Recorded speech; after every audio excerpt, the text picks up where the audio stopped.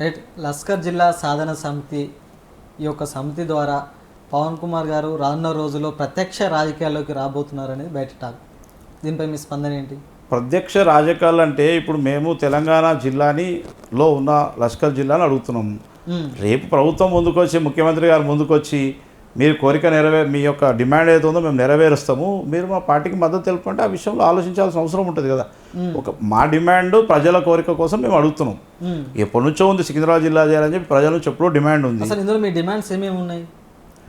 మేము ఒక్కటే కోరుకునేది సికింద్రాబాద్ జిల్లాని ప్రత్యేకంగా ఏర్పాటు చేసి లష్కర్, సికింద్రాబాద్ అంటే ఒక లష్కర్ అనే పేరు. లష్కర్ బోనాలు అంటేనే మీకు ఆల్మోస్ట్ ఆల్ ఓవర్ ఇండియాలో ప్రపంచ దేశాల్లో లష్కర్ బోనాలకు ఒక ప్రత్యేకత ఉంది.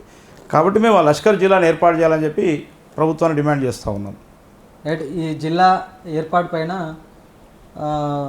ఇంతకుముందే అంటే కొన్ని రోజుల క్రితమే రాష్ట్ర సీఎం రేవంత్ రెడ్డి గారిని కలవడం జరిగింది. వాళ్ళు దీనిపైన వాళ్ళు ఏ విధంగా స్పందించారు? మేము కలిసినప్పుడు అప్పుడు ఎలక్షన్ వాతావరణం ఉండే, యాక్చువల్గా నోటిఫికేషన్ మేము వచ్చిన తర్వాత కలిసినాం మేము. సో వారు కూడా ఏమన్నారంటే దీని మీద మేము నోటిఫికేషన్ ఈ ఎలక్షన్స్ అయిపోయిన తర్వాత ఈ ప్రాసెస్ స్టార్ట్ చేద్దాం అనుకుంటున్నాము, we will discuss on letter అన్నారు.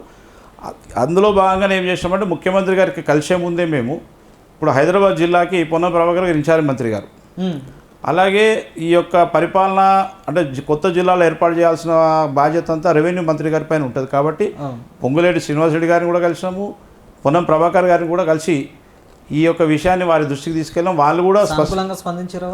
వాళ్ళు కూడా ఏం చెప్పారంటే ముఖ్యమంత్రి గారికి ఈ జిల్లాల ఏర్పాటు, జిల్లాల యొక్క రీఆర్గనైజేషన్ మీద ప్రత్యేక శ్రద్ధ ఉంది వారికి. సో ఈ దృష్టి వారిలో ఈ దృష్టి ఉంది కాబట్టి దీన్ని మేము కూడా వారి దృష్టికి తీసుకెళ్తామని చెప్పి వాళ్ళు మాకు హామీ ఇవ్వడం జరిగింది.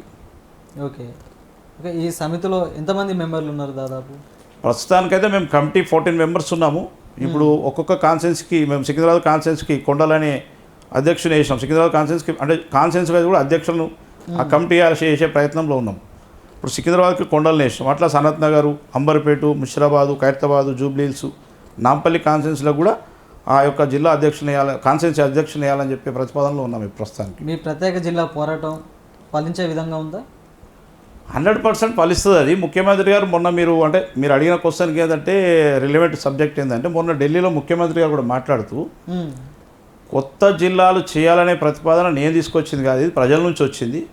దీని మీద రిటైర్డ్ సుప్రీంకోర్టు జడ్జితో ఒక కమిటీ వేసి సాధ్యాసాధ్యాలు అంటే జిల్లాలో బైఫర్కేషన్ కానీ, గతంలో జరిగిన జిల్లాల యొక్క వ్యత్యాసం కానీ, లేకపోతే చిన్న జిల్లాలు కానీ పెద్ద జిల్లాలు కానీ కాన్సెన్స్ పెద్దగా ఉండడం కానీ అన్నిటి మీద ఒక అధ్యయనం చేసి ఆ యొక్క రిపోర్టు ద్వారా నేను నిర్ణయం తీసుకుంటానని చెప్పి ముఖ్యమంత్రి గారు 2 రోజుల కింద ఢిల్లీ పర్యటనలో చెప్పారు. సో దానికి శుభసూచకం ఏంటంటే ముఖ్యమంత్రి గారు కూడా ఈ విషయంలో ఆలోచిస్తున్నారని మీకు సూత్రప్రాయంగా మీకే తెలుస్తుంది. అంటే ముఖ్యమంత్రి గారు ఒక సుప్రీంకోర్టు రిటైర్డ్ న్యాయమూర్తి చేత కమిటీ వేపిస్తున్నారంటే వారు దాని పట్ల ఎంత శ్రద్ధగా ఉన్నారో మీకు స్పష్టంగా తెలుస్తుంది.